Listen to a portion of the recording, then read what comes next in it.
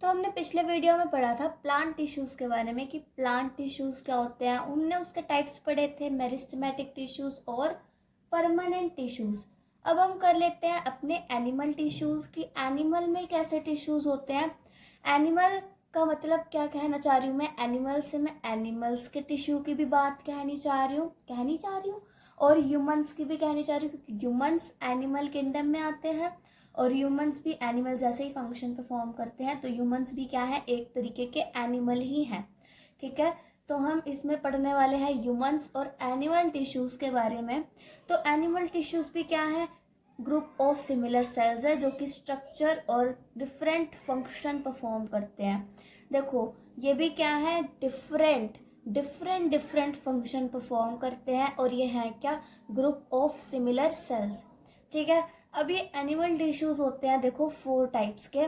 एक होता है हमारा नर्वस टिश्यू, नर्वस वो वाला नहीं जब आप स्टेज पे जाते हो और आप में कॉन्फिडेंस नहीं होता, वो वाला नर्वस नहीं, ये नर्वस टिश्यूज है हमारे एनिमल टिश्यूज का एक पार्ट।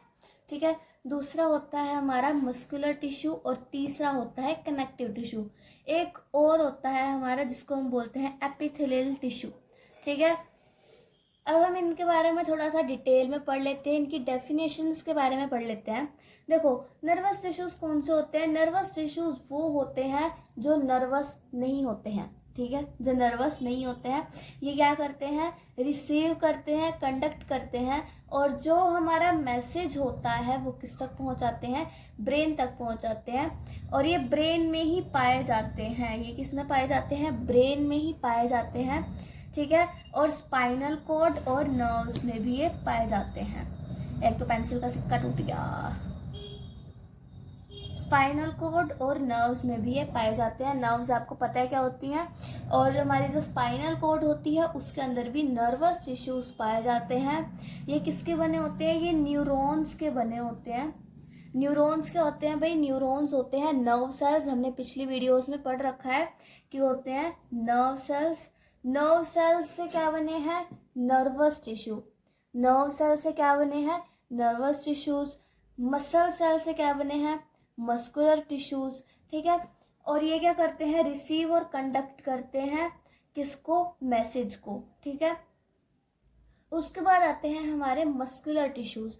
मस्कुलर टिश्यूज क्या करते हैं, मस्कुलर टिश्यूज वो होते हैं जहाँ पे हमारी मसल्स लगती हैं। अगर मैं मूव कर रही हूँ एक जगह से दूसरी जगह पे तो क्या हो रहा है, मैं मसल्स का उपयोग कर रही हूँ। ठीक है, तो ये किस लिए रिस्पॉन्सिबल होते हैं, बॉडी की मूवमेंट के लिए रिस्पॉन्सिबल होते हैं मस्कुलर टिश्यू।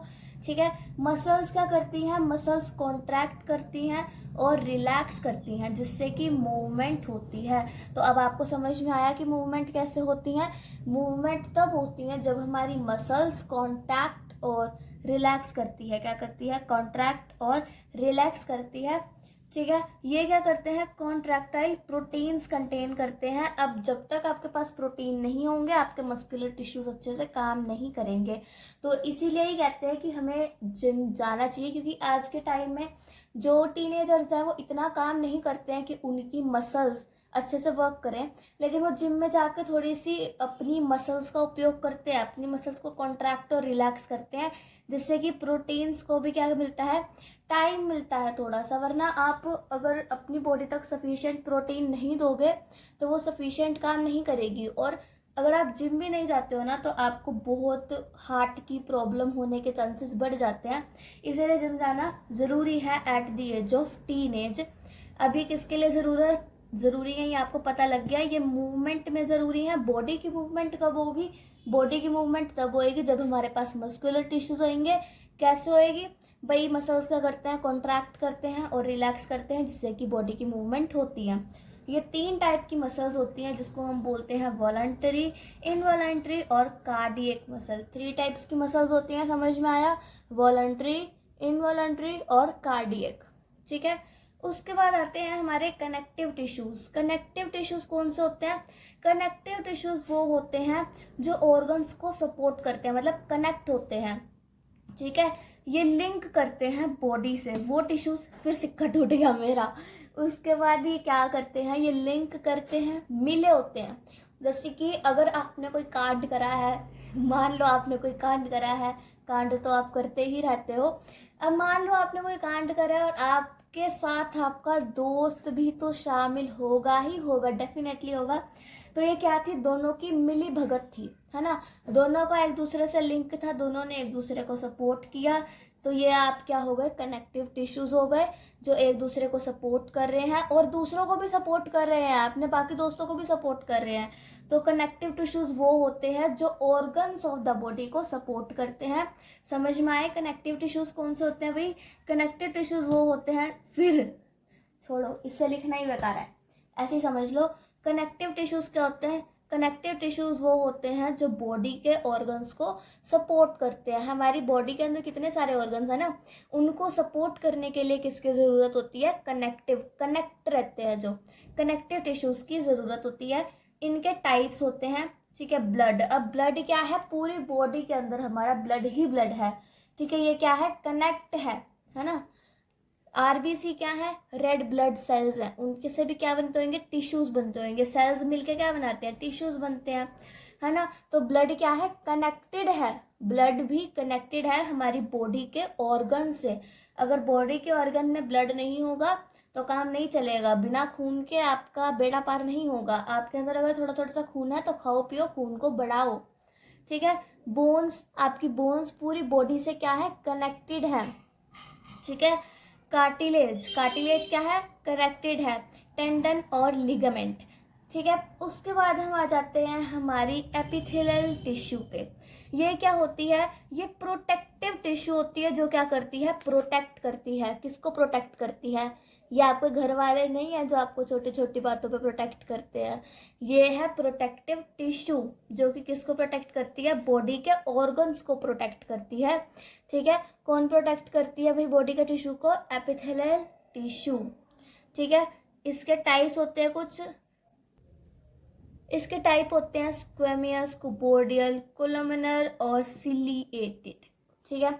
इन सबके बारे में जो हमने अभी पढ़ा है, नर्वस टिश्यूज क्या होते हैं, समझ में आया आपको? नर्वस टिश्यूज वो होते हैं जो मैसेजेस को पास करते हैं ब्रेन तक। ये कहाँ कहाँ पाए जाते हैं भाई? ब्रेन में पाए जाते हैं, स्पाइनल कॉर्ड में पाए जाते हैं और नर्व्स में पाए जाते हैं। उसके बाद हमने पढ़ा मस्कुलर टिश्यू के बारे में। मस्कुलर टिश्यू किस में रिस्पॉन्सिबल होता है? बॉडी की मूवमेंट में मस्कुलर टिश्यू जो है इन्वॉल्व होता है, और जो मसल्स हैं वो कॉन्ट्रैक्ट और रिलैक्स करती हैं, जिससे कि जो है इंसान मूव कर सकता है। उसके बाद कनेक्टिव टिश्यूज वो होते हैं जो बहुत सारी चीज़ों से लिंक होते हैं, ठीक है, और वो सपोर्ट करते हैं किसको? बॉडी के ऑर्गन्स को। और जो हमारे एपिथेलियल टिश्यू होते हैं वो क्या होते हैं? प्रोटेक्टिव टिश्यू होते हैं, जो बॉडी के ऑर्गन्स को प्रोटेक्ट करते हैं। हमने नर्वस टिश्यू के टाइप पढ़े, ये किससे बने होते हैं भाई? न्यूरॉन्स। न्यूरॉन्स क्या होते हैं? Nerve cells. अब हमारे मस्कुलर टिश्यू के 3 टाइप है भाई, वॉलंटरी, इनवॉलंटरी और कार्डियक। कनेक्टिव टिश्यू के हमारे टोटल 5 दे रखे हैं इसमें, blood, bone, cartilage, tendon, ligament. और जो एपिथेलियल टिश्यू है उसके भी 4 टाइप्स दे रखे हैं। इन सबके टाइप्स के बारे में हम पढ़ेंगे पूरी की पूरी डिटेल में, वर्ड टू वर्ड, हमारी नेक्स्ट पार्ट में। तब तक के लिए आपको क्या करना पड़ेगा? सब्सक्राइब करना पड़ेगा, जिससे कि आपको पता लग जाए कि नेक्स्ट पार्ट आ गया। और मैं ये वीडियोस बहुत लंबी लंबी नहीं खींच रही हूँ, क्योंकि बहुत लंबी वीडियो देखने के बाद सबका दिमाग पक जाता है। एक ही बार जब सारी चीज़ें आपको दिमाग में डाल दी जाए तो फिर कुछ नहीं समझ आता, बसड़ सी हो जाती है।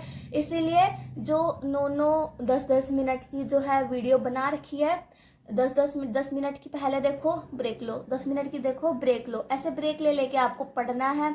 और ये एग्ज़ाम से पहले देखने के लिए वीडियो बहुत ही ज़्यादा हेल्पफुल है। क्यों? क्योंकि इसके अंदर छोटे छोटे टॉपिक्स को डिटेल में पढ़ाया गया है, और क्या होगा, ये पेपर में आ सकते हैं, क्योंकि सारी चीज़ें नहीं ला सकते ना हम एक ही वीडियो के अंदर। तो यहाँ पे वो चीज़ें हैं जो किस में आएंगी, एग्जाम में आएंगी। इसलिए सब्सक्राइब कर लेना। अगले पार्ट के लिए मिलते हैं आपसे अगली बार।